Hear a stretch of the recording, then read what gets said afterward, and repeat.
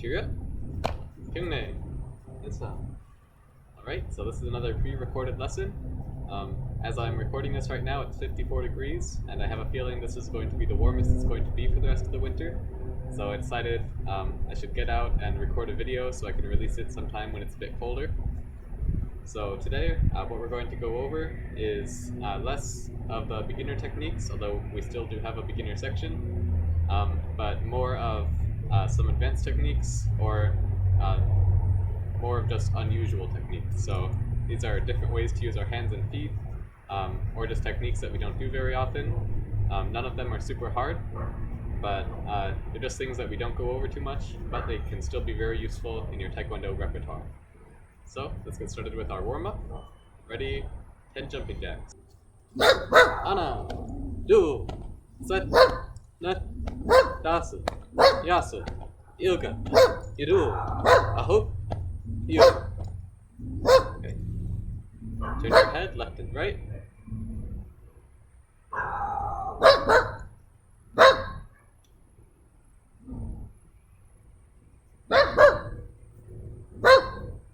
Now side to side.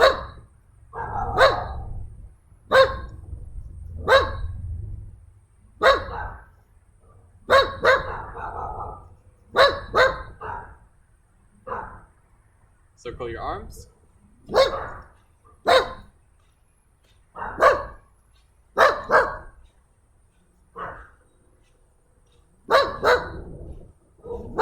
And reverse.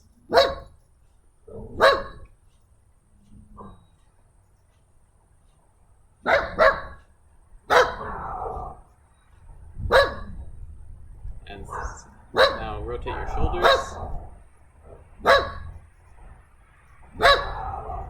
And reverse.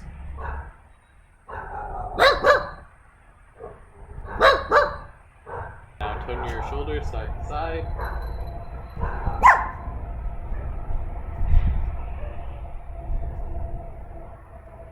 And bring your arms up, turn all the way around your waist.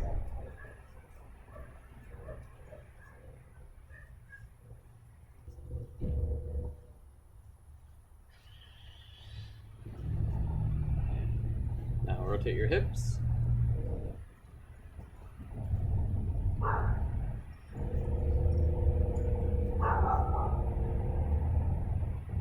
And reverse.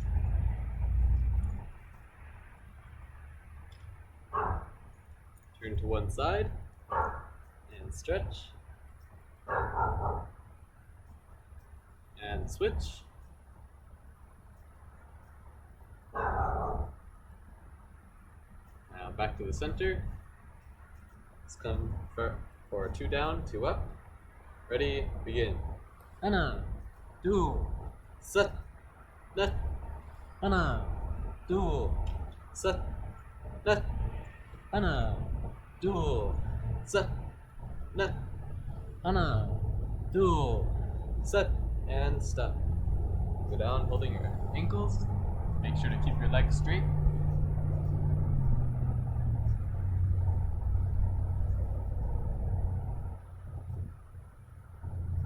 And go to one side.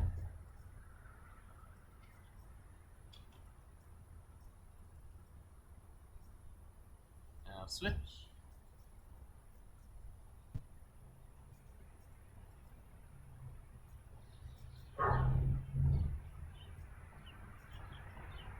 And back to the center.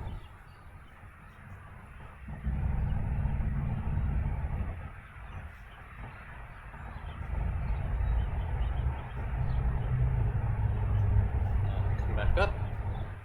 Let's do our knee bending now. So feet one shoulder width apart. Ready, begin. Ana. Do.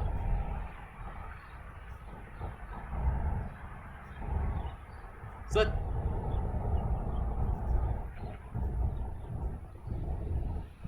Net.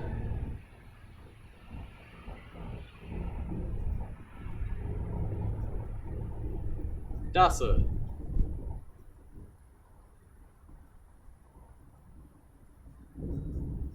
Yasu.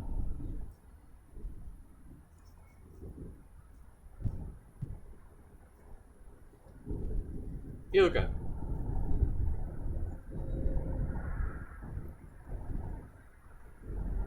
Yadul.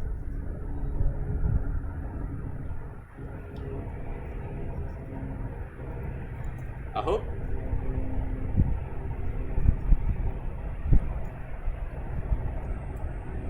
Yo.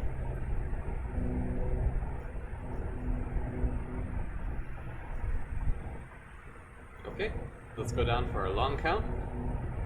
So ready, begin. Down. Now Hana, Du, Set, Nut, Dasa, Yasa, Ilga, Yidu, Ahop, Yul, Johanna, Yildu, Yilset, Yilnet, Yildasa, Yilyasa, Yilga, Yidu, Ahop, Sumu. And come back up. Shake your legs. So now let's go down for push-ups.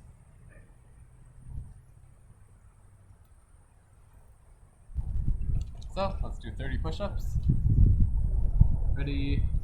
Hana, Du, Set, Net, Dasa, Yasa, Ilga, Yidu, Ahop, Yul, Johanna, Yildu, Yilset, Yilnet, Yildasa, Yasa, Ilga, Yidu, Ahop, Sumu. And 10 more. Hana, Du, Set, Net, Dasa, Yasa, Ilga, Yidu, Ahop, Yul. Okay, let's come back into butterfly position. So bouncing our knees.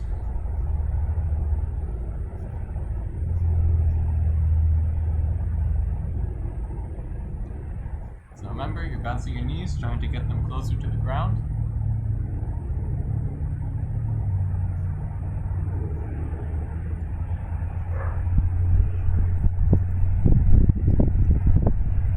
And now come down and forward. So bring your body down and push your knees down toward the ground.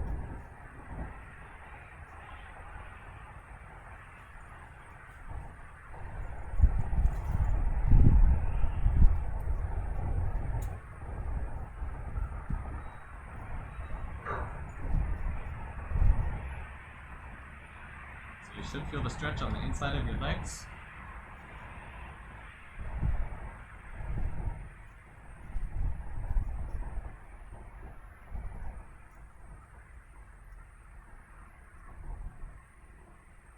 And bouncing again.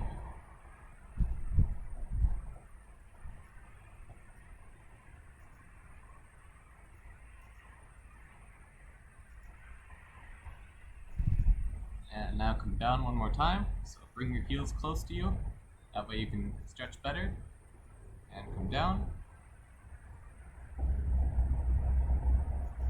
So at home, if you have somebody to help you, you can have them push down on your knees slowly. Don't injure yourself or anything.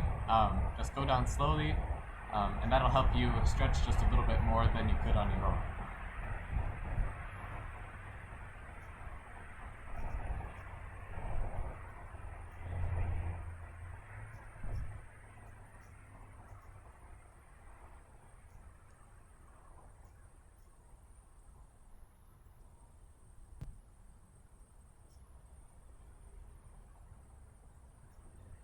Come back up. Let's bring your feet apart. Coming down to the center. So, just coming down one movement at a time. Each time you breathe out. So let's do it in 5 movements. Ready? Hana. Du. Set.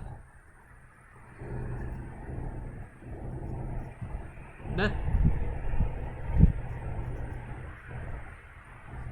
Dasa.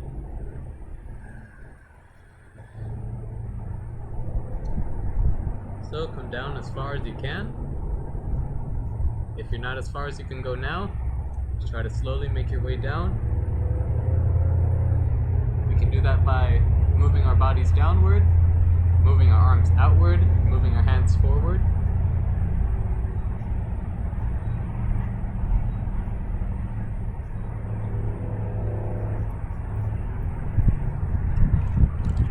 And let's come back up.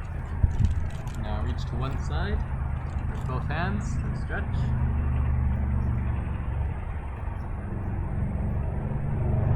There are lots of different ways to do this, so it depends on where you're at with your level. So if you can reach the ankle, that's fine. Reach your toes, reach the ball of your foot. Eventually you can try to bring both hands to the outside of your foot. So reach around the outside. You can bring your foot up into the air. Those are all ways to get a good stretch out of this stretch. So the important thing is that your leg is straight and you're stretching area under your leg. So you should feel some pull there. You should also feel pull in the side of your body. So let's switch now. Since you're using both hands to stretch, you should be able to feel some pull in your side. And you're stretching all the way with this arm. So you're stretching in two different places.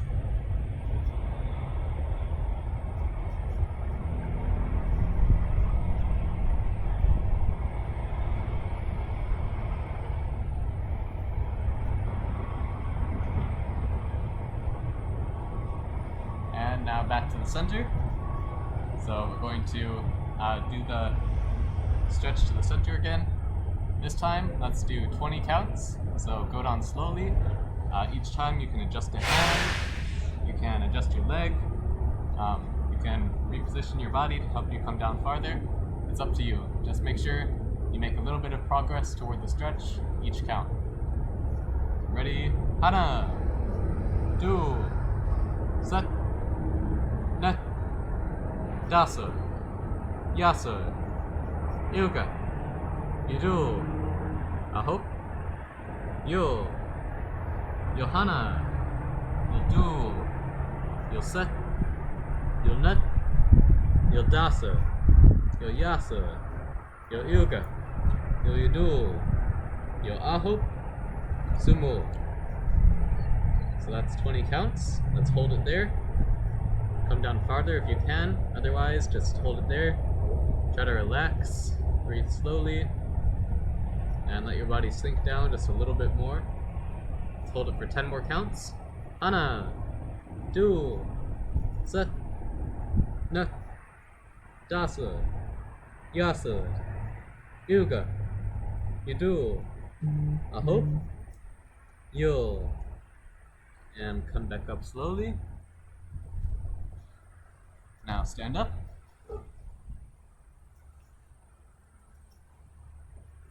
And let's start to go down into a split. So catch yourself when you're low enough, going down into a side split or a middle split.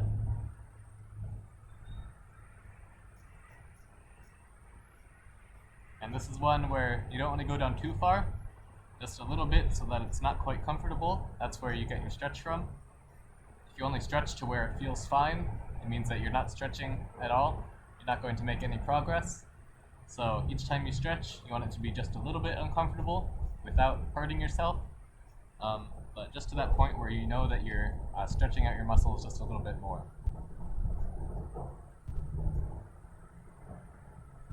And let's turn to one side.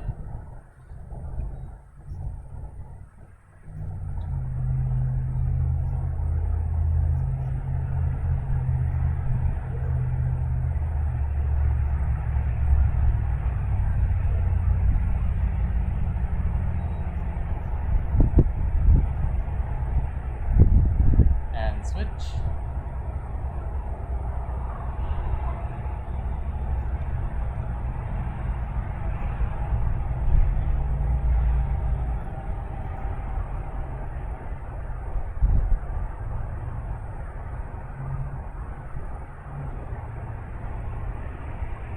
Now come back up. Kick your legs a little bit. And let's do one more stretch before we finish. So I try to include something a little bit different each week, just so that you guys don't get bored of it. So this week we're going to include lunges. So lunges are like an exaggerated sit or walking stance, you could say. So you step forward and down, forward. So you should be able to feel the stretch in your legs each time, especially in this leg, right around here. So let's do a few lunges. How about alternating sides? So ready, hana, do.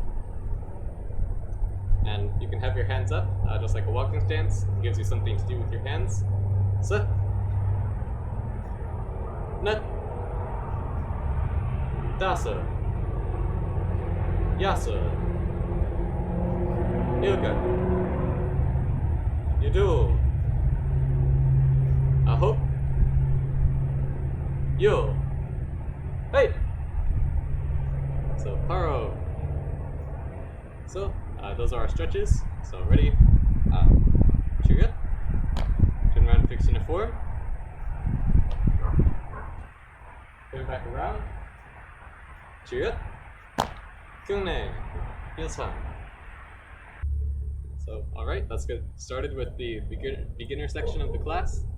So once again, this one is going to be a little bit shorter than normal this time around, but if you are a beginner student, or even any student, even the advanced students need to work on the basics sometimes, so that's what we're going to practice.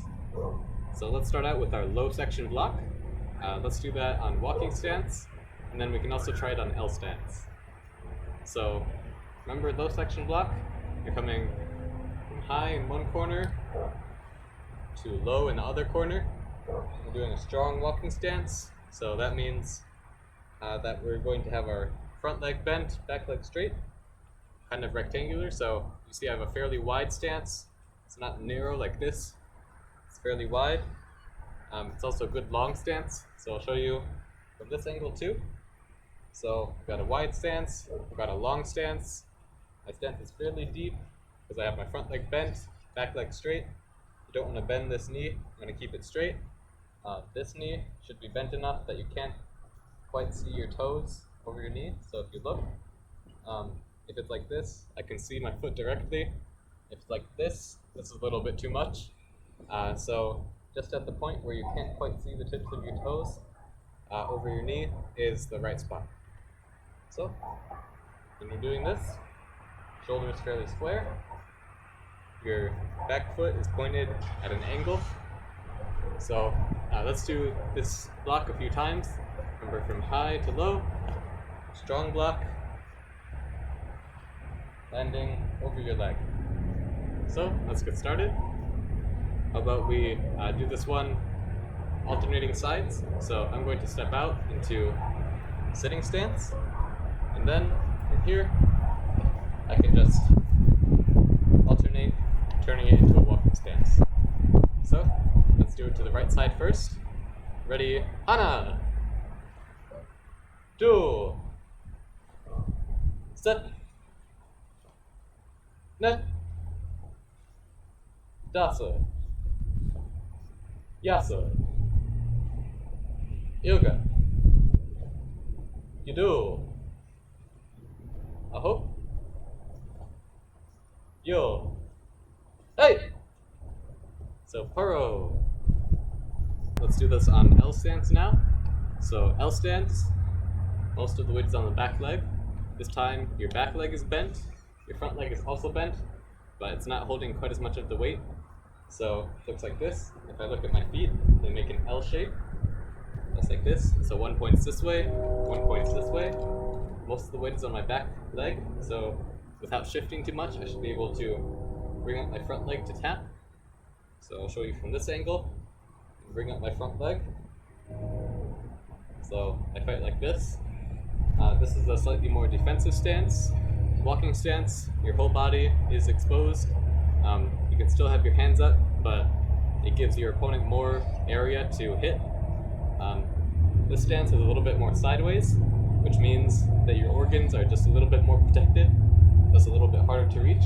So this is a better stance for defense, but of course the stance that we actually use in fighting isn't either of these. This is called fighting stance.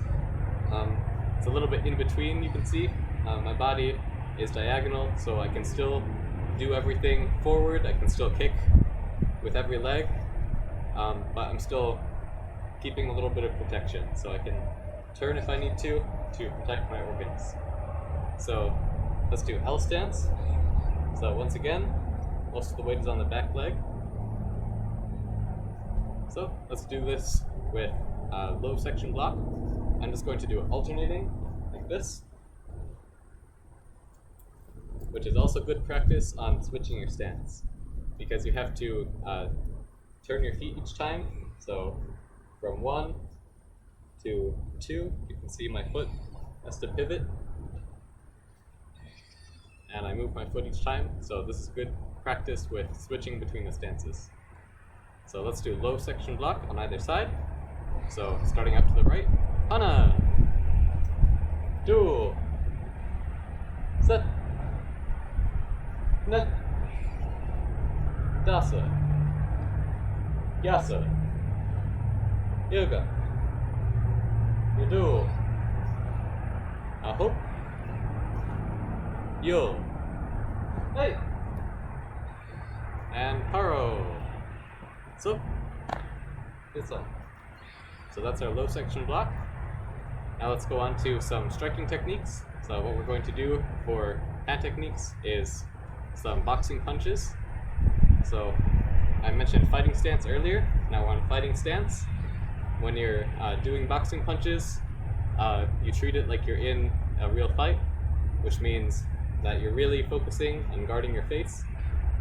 Each time after I punch, my hand comes right back to my face, even punches like that. So you want to guard your face, guard your body too. Don't have your elbows coming out. Those are called chicken wings in fighting. So keep your elbows fairly close to your body. And that way you're protecting your body, your ribs, and you're protecting your face at the same time. So another thing on fighting stance is you want to be light on your feet. Part of that means being up on the ball of your foot. You don't have to be all the way up like this, but just hovering off the ground with the ball of your foot. That helps you be a little bit more mobile, helps you move around faster. So that's all stuff to talk about with sparring, but right now just the basics of it. Guard your body and your head, and keep your heels up. Remember, good fighting stance is fairly diagonal, so you can turn if you need to, but you're still able to strike with everything. So let's start out with jab cross. So jab cross is a punch with the front and a punch with the back. So on the punch with the back, you really need to turn your body. The reason for that is because if I punch with my front, I reach out here. If I punch with my back and I don't turn, I reach here. So either my first punch has to go all the way through my opponent, or my second punch isn't touching my opponent at all. So the way we make up for this, the way we have it so that you can hit just in the right spot with the jab, and then follow through a little bit more with the punch, is turning. So when I turn on my heel, it means that I get a little bit more space, a little bit more distance. So I can do my jab, and I can do my cross. So now my cross is the more powerful technique. It's going through. I've got more follow through. In boxing, usually the jab and the cross, one is the faster technique and one is the stronger technique. So in Taekwondo, like I mentioned, there's always a trade-off. Usually it's either speed or power. So if you're well trained enough, you can work on both. But usually there's going to be one way to do it that's faster and one way that has more power. And it's just like that with punches. If we use our front arm, it's already closer to our opponent. See, my opponent's right here. This one doesn't need to do much to reach my opponent. And it's just in and out. So in boxing, you might want to use it more just to measure the distance between you and your opponent.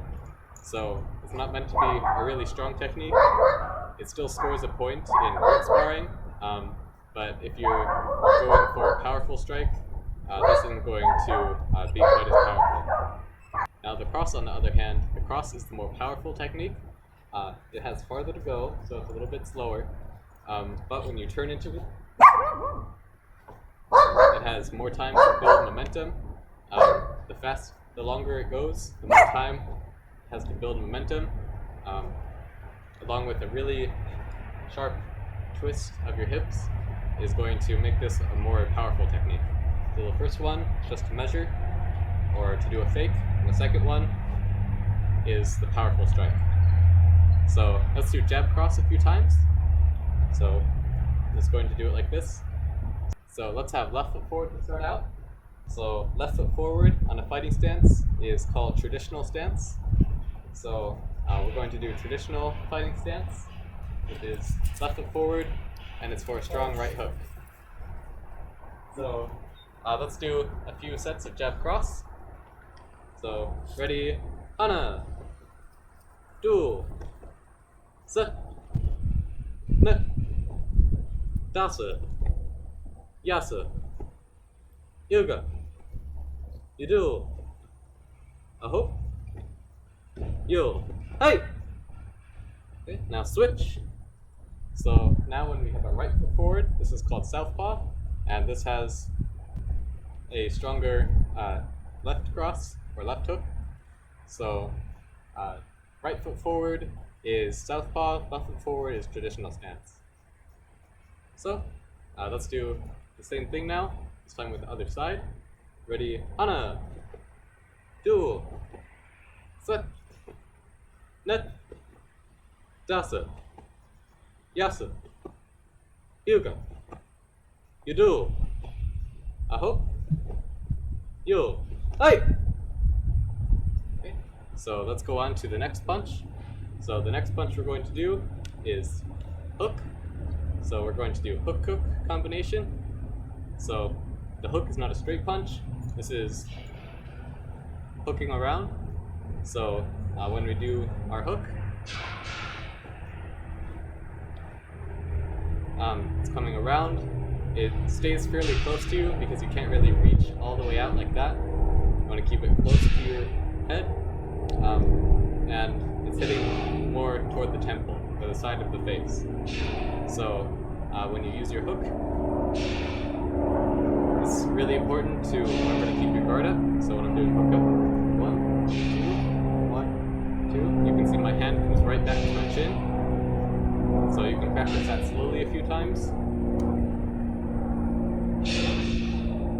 And of course, with the hook, this is a turning technique, so you want to move your hips each time. So 1, 2, adds a little bit more power. You can see my belt swinging. That means I'm turning, and with that turn, I get a little bit more power.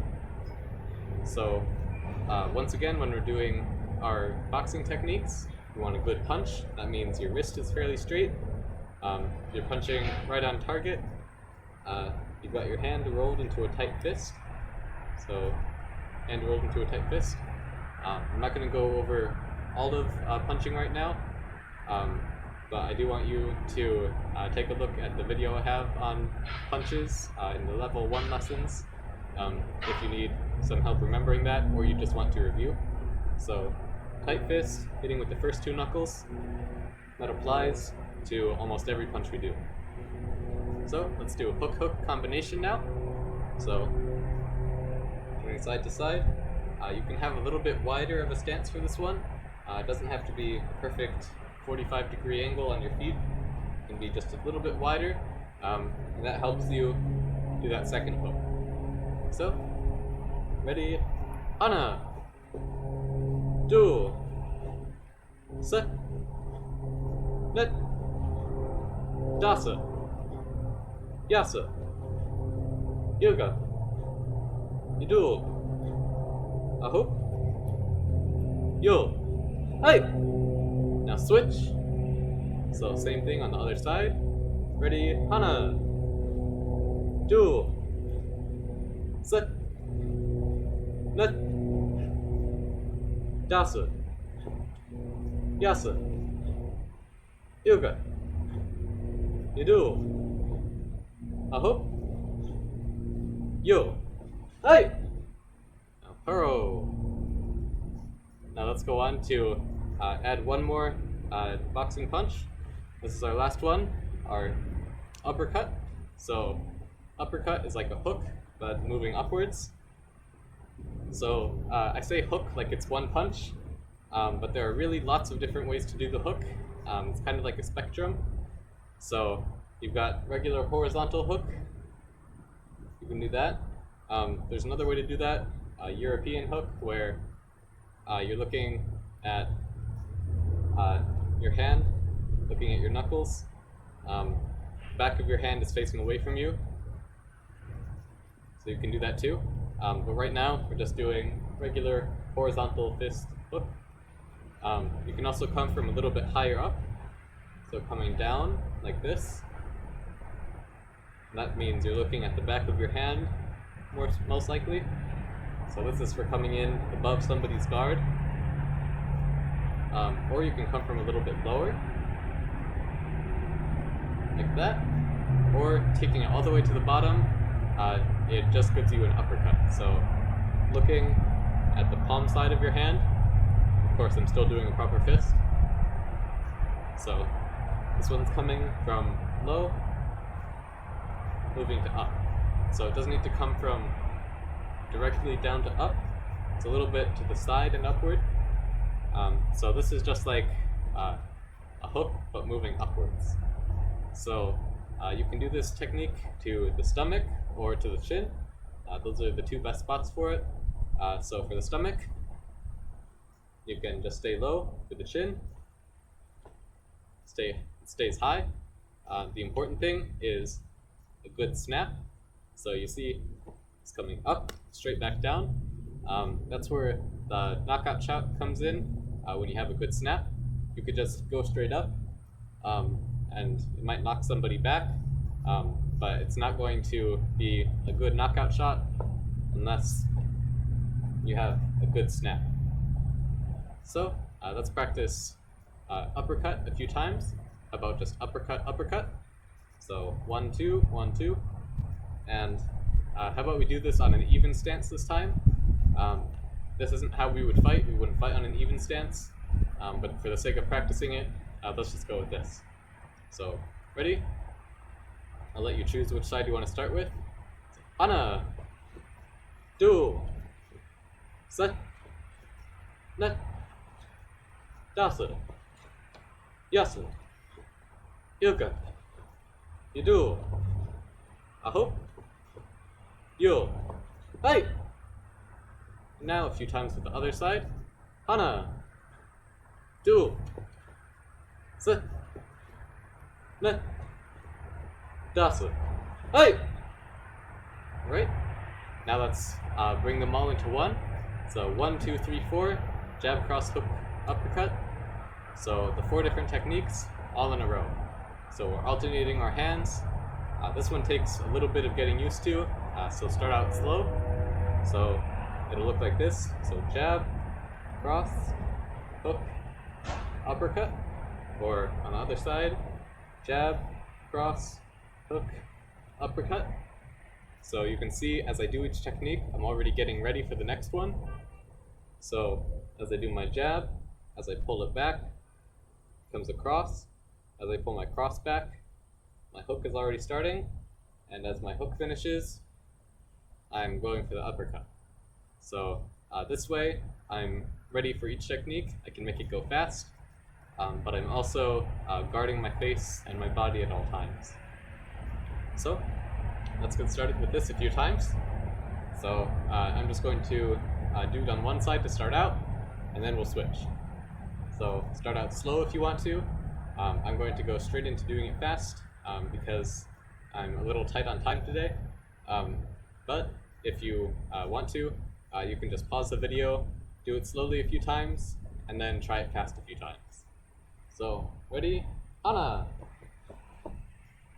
do, set, net. Now switch. Hana, do, set, net, switch. Let's do it a couple more times on each side. Hana. Duel. And one more. Set. Hey. And switch. Now 3 more times. Hana. Duel. And set. Hey. So paro. Alright, now let's go on to some kicks. So right now we're just going to keep it simple. We're going to do regular front kick. So remember, front kick is a 4-part kick, just like a lot of the kicks that we do. So you lift, extend, snap it back, and bring it down slowly. So all of those parts are important. The knee lift determines how high your kick is going to go. So if I only bring it up here, I can only kick this high without bending my knee back on itself, which I can't do. So you want a good lift to bring it high up. When you extend it out, that's when you make contact. And for front kick, you want to hit with the ball of your foot. When you snap it back, that's important because it gives the other half of the shock of the kick, and it also makes it so that you don't get grabbed by the leg. So if you leave your leg all the way out there, your opponent, if they're fast enough, they can just grab your leg, pull you down, or hold on to it while they hit you.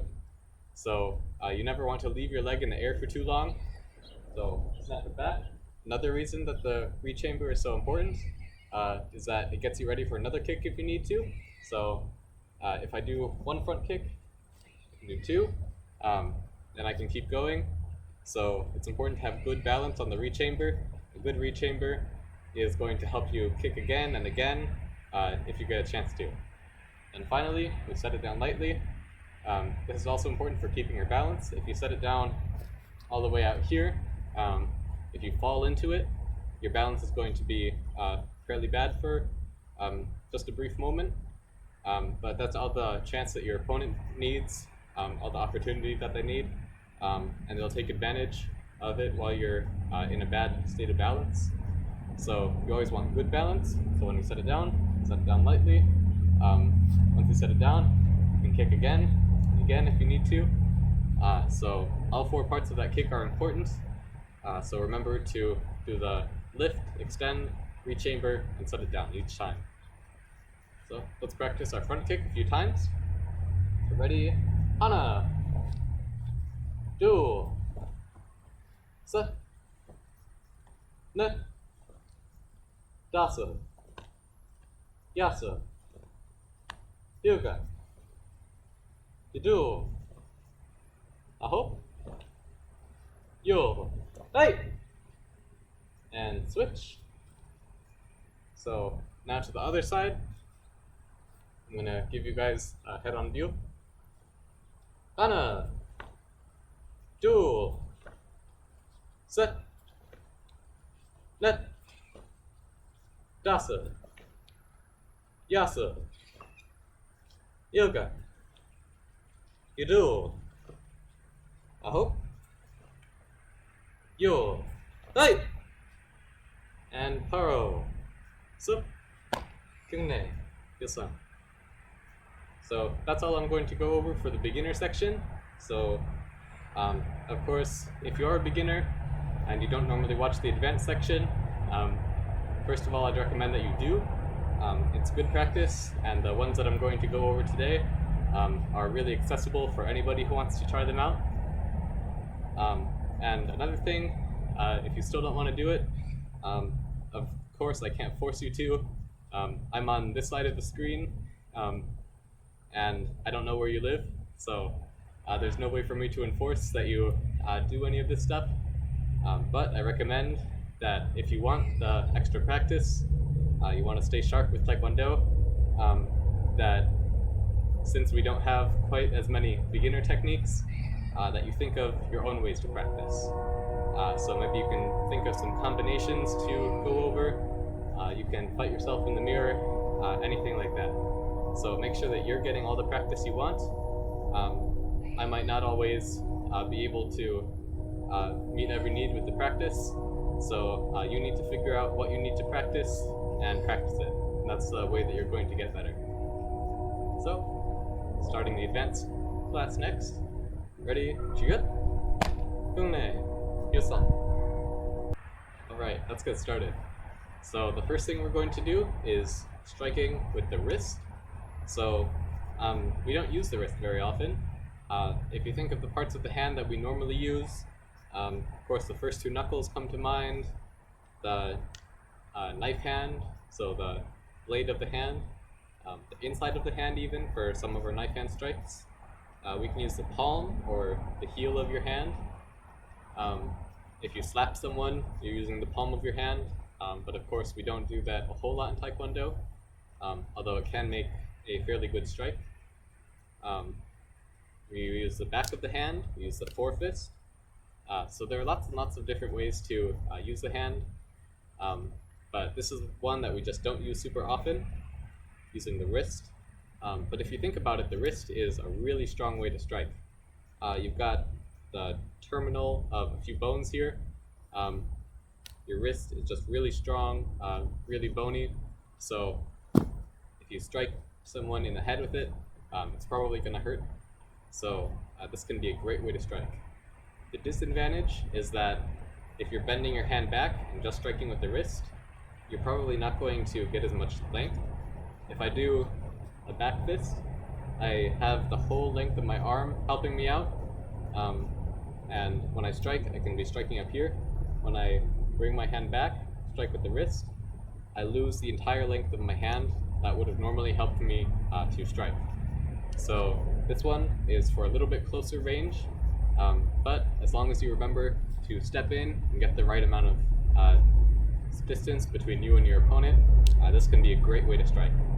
So let's practice this on both sides a little bit. So, ready, Hana! So, you see, I'm treating it almost like a back fist, not quite like a back fist, maybe like an outer forearm block, middle section outer forearm block, or side block, something like that. It's a fairly common motion that we do, the under the arm and strike. It doesn't quite fit any other technique perfectly. That's the closest I can think of. So come under and strike. You can add a little bit of leg movement to that, and you're trying to strike around temple level. So let's do this alternating. Ready? Hana! Duel! Set! Net! Dasa! Yasa! Yoga! Didu! Aho! Yo! Hey! So, let's go on to our next technique. Our next technique is going to be striking with the fingertips. So, of course we have spear hand and flat fingertip strike. That's both using the end of the fingertips, but I don't think we've ever used the back of the fingertips. So, you could call this the fingernail strike, I guess. So, it's almost like a backhand or a back fist, but you're using just the tips of your fingers. So, if you think about it, it's not going to feel great on your fingers. So this is a technique that you don't want to use anywhere hard, like you don't want to use to the temple or anything, because that'll hurt your hand. But this still can be effective if you strike to the softer parts of the head, namely the eyes. So, of course, you don't want to hit anybody in the eye if you're just doing free sparring, if you don't want to hurt them. If you're in a dangerous situation and you have to, this is a way just to get them distracted for a moment, so you have a chance to get away or get help. So this is the sort of technique that you don't want to use if you're not willing to actually harm the person, but it can be effective to temporarily blind somebody and get away. So this strike, the important thing is that it's loose, so you don't want to have a stiff arm, that'll slow you down. This one, you just want to go for the strike. So you can use your shoulder to help you strike a little bit more with this one. This is using it offensively to the eyes. So So just keep your arm loose and strike with the backs of your fingertips on the fingernail area. So let's do this a few times on each side. Ready? Hana! Duel! Set! Net! And you can keep that other hand up if you want to. Dasa! Yasa! Yoga! Yudul! Aho! Yul! Hey! So that's using this as a strike. There's another way to use it that I think I prefer. This is doing it with a setup, so it's not just lone standing technique. Chances are if you try to do this, somebody might just catch your arm, and it'll be fairly easy to block and counter. But if you do it with a setup, it becomes much more useful and much more effective. I think I recall this combination being the favorite of some martial arts celebrity. I'm not sure who it is exactly, but know that this is a tried and true combination, so it might be a good thing to use in your fighting. So this is 1, 2, 3. So block, block, strike. So it's also called climbing the tree, or something along those lines. So the context that you might want to use this, if somebody punches, someone's punching out in front of you, if their arm is coming toward me, this is their fist, I block. So I'm blocking lower on their arm, blocking higher on their arm, and striking to their face. So you're climbing up their arm and going for their face. So this can be a useful technique. You need to worry a little bit less about the fact that they're going to counter, because they can only counter with the other hand. You've got this hand under control. So this can be a very useful technique in sparring if you want to, as long as you're not actually hitting the face. Maybe you could use it 1, 2, punch, something like that. But this can be a great technique to use in fighting. So let's use it a few times.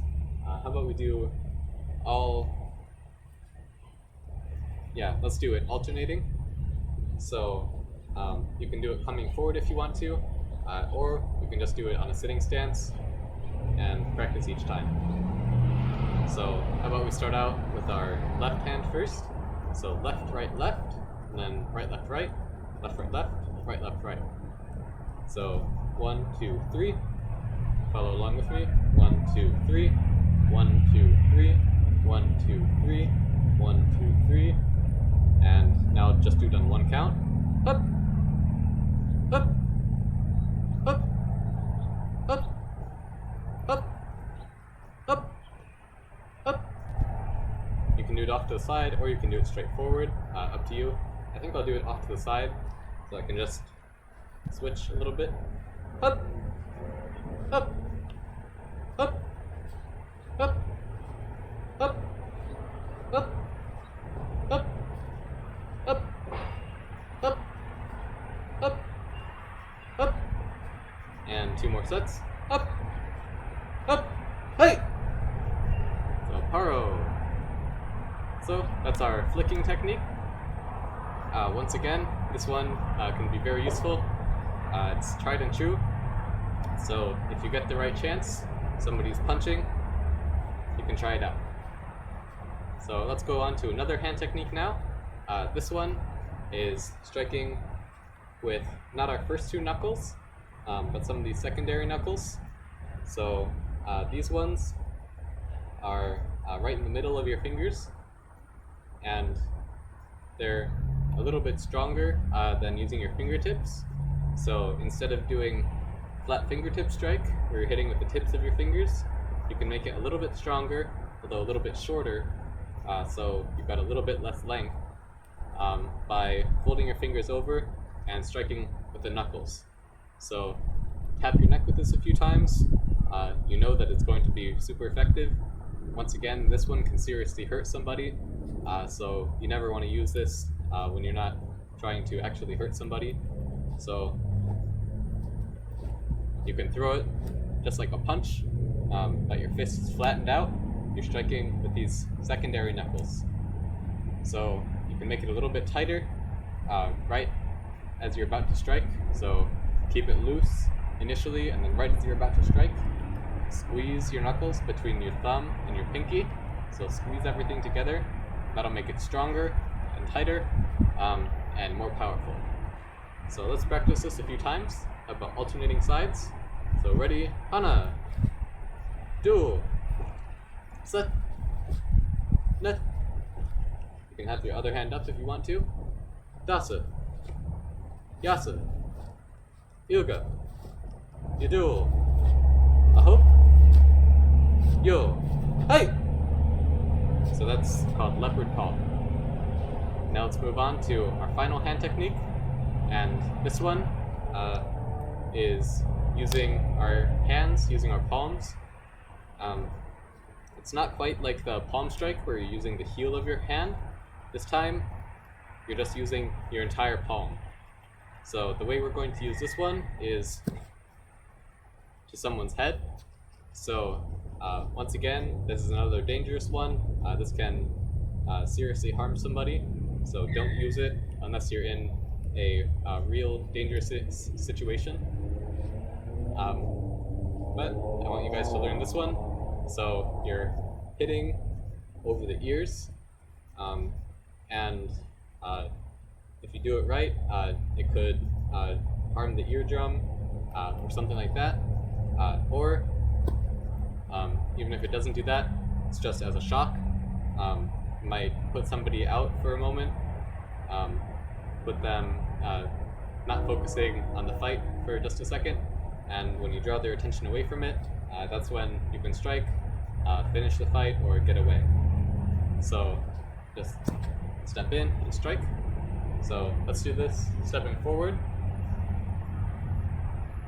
So ready, hana, do, set, net, dasa, yasa, yoga, yudu, aho, yo, hey, paro. So this one doesn't really protect you. You have your hands up, but if you bring your hands down to start out, it's leaving your body wide open, so you have to be careful with this one. But I don't expect that you're going to use it too much, just because it's not very useful in sparring. Might not be very useful in a regular fight. This is one of those techniques where you can only really use it in a select few cases. So I thought I'd teach it to you anyway, and hopefully you at least have something new to practice, if not anything else. So, cheerio, Fingernail, Hilsa. Now we're going to go on to some kicks. So the first one I'm going to do is something that I've brought up before, and that is the flick kick. So if you remember, flick kick is like a reverse roundhouse, you could almost call it. So when I strike, I bring on my leg and flick to the other direction. So roundhouse would be like this. Flick kick, it's more like this. So it's coming the opposite direction. This is not powerful, but it is a fast technique, which makes it good for using in sparring. So let's practice the flick kick a few times and just bring it up, twist, and kick. So ready, hana. And let's do it on the same side until we switch.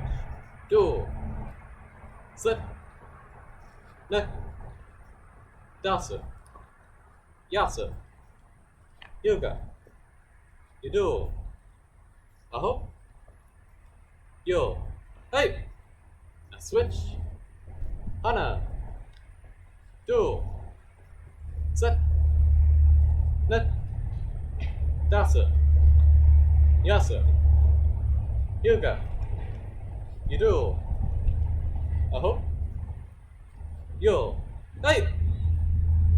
So paro. So that's our flick kick. Remember, this one's good in sparring, but not very powerful. You're definitely not going to be breaking any boards with this. So let's go on to our next kick. The next thing we're going to do is front kick, but not just any sort of front kick. This is using different parts of our foot. So normally when we use front kick, we use the ball of our foot, when you tap right under your toes, that's what you're striking with. And this is a great way to do front kick when we're kicking up here. There aren't very many other places we could kick with front kick when we're striking like this, but when we're kicking low, there are other parts of the foot that are options. So now we're going for low kicks, kicks underneath the belt. So these are never allowed in sparring, never allowed in fighting. So you never want to use these on somebody that you're not willing to seriously injure. So only in really dangerous situations, only when you really need to use this sort of stuff. So don't use this on anybody.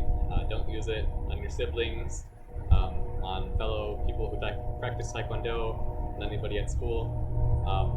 None of that. Just use these if your life is in danger. So let's practice this a few times. The first way we're going to do it is with the instep. So instep, just like this. So you can see I'm doing the same sort of motion as I'm doing a front kick. Bring up my knee, snap and come back. But I'm using the instep, strike to the groin, which will probably hurt. It's a good way to just kick and get out of there.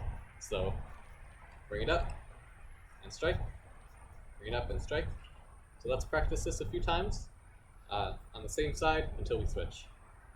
So ready, hana, duel, set, net, dasu, yasu, yoga, yadu, aho, yo. Now switch, hana, duel, set, net, dasu, yasu, yoga, yadu, aho, yo, hey! And paro. So now we're going to go on to another way to do front kick. And this one is with the heel. So once again, same motion as a regular front kick, except we're using a different part of our foot. So this time, it's also low section. We're striking to the knee. So if you do this kick, you could seriously harm somebody. You might break their knee, leave them walking funny for a long time. So seriously, don't use it unless your life is in danger. But when you do use it, this is how you do it. So you bring it up and kick.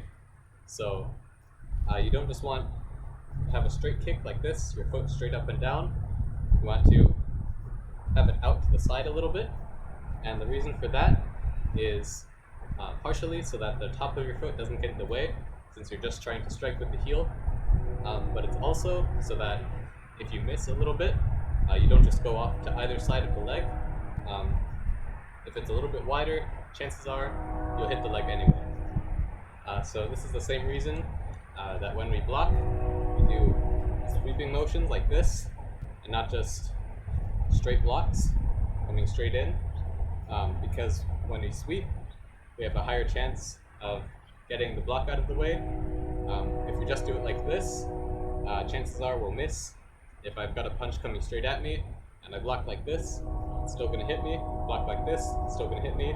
Block like this, and I'm sweeping the block out of the way. So you want to have your foot slightly to the side, just so that you can have just a slightly higher chance of hitting the knee. So let's practice this a few times.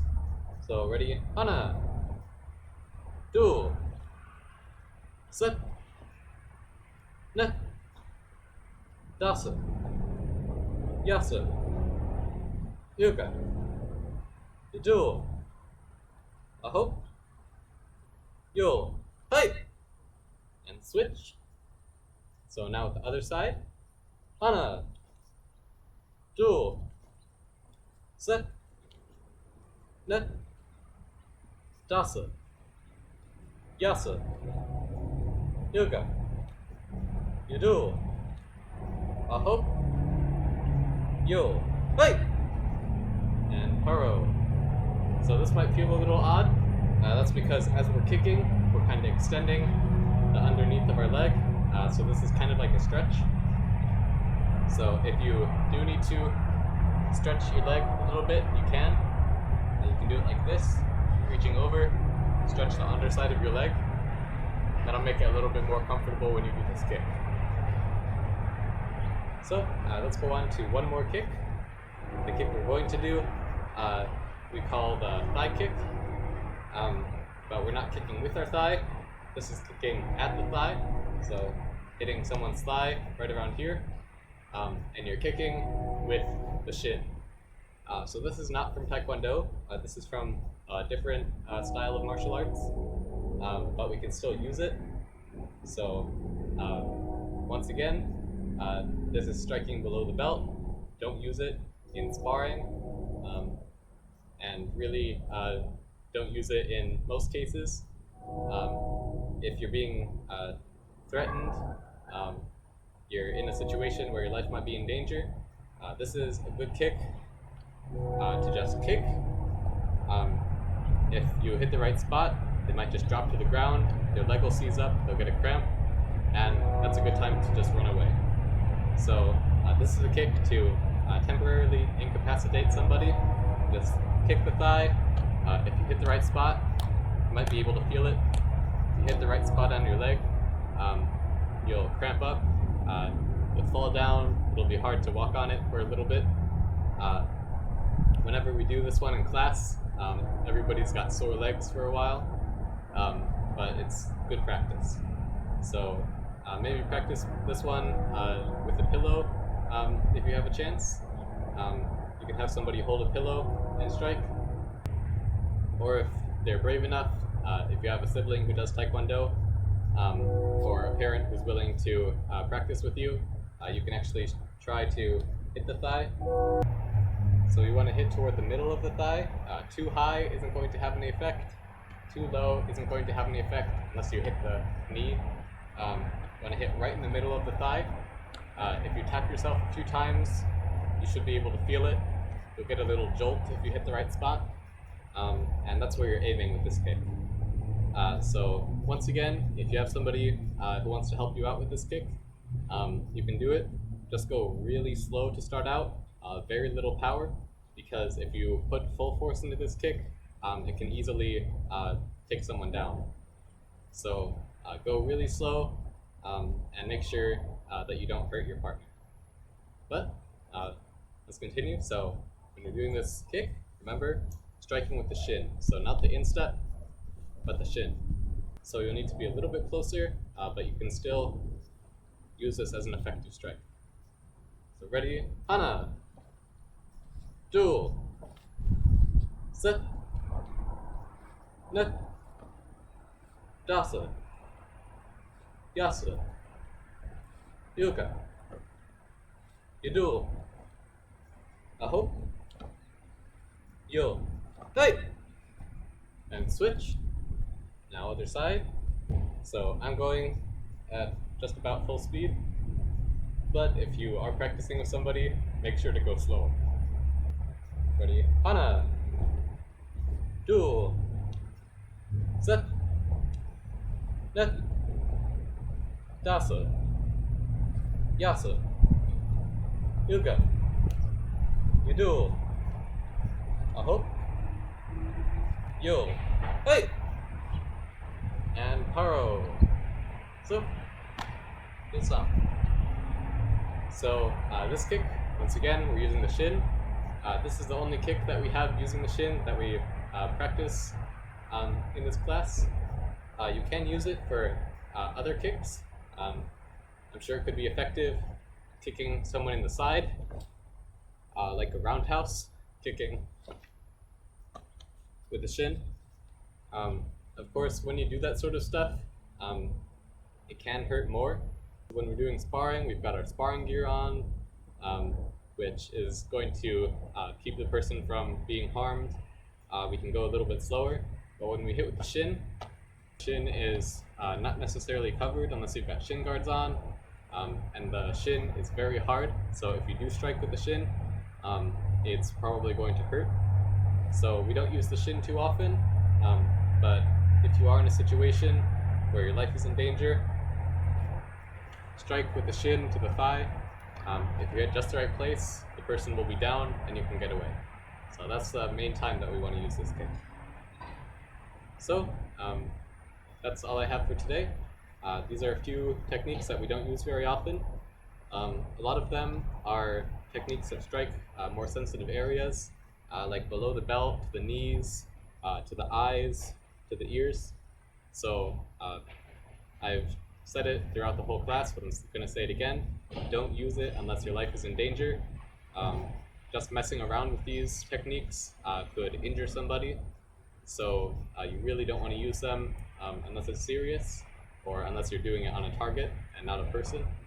So just be super careful with this. Be careful with Taekwondo in general. As you guys learn to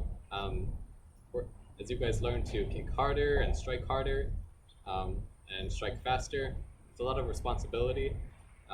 If you go around starting fights, you could hurt somebody. If you use it in any case, just messing around, you could still hurt somebody. So you do need to be really careful. Mr. Fong says that breaking a board, it takes about the same force as breaking a rib.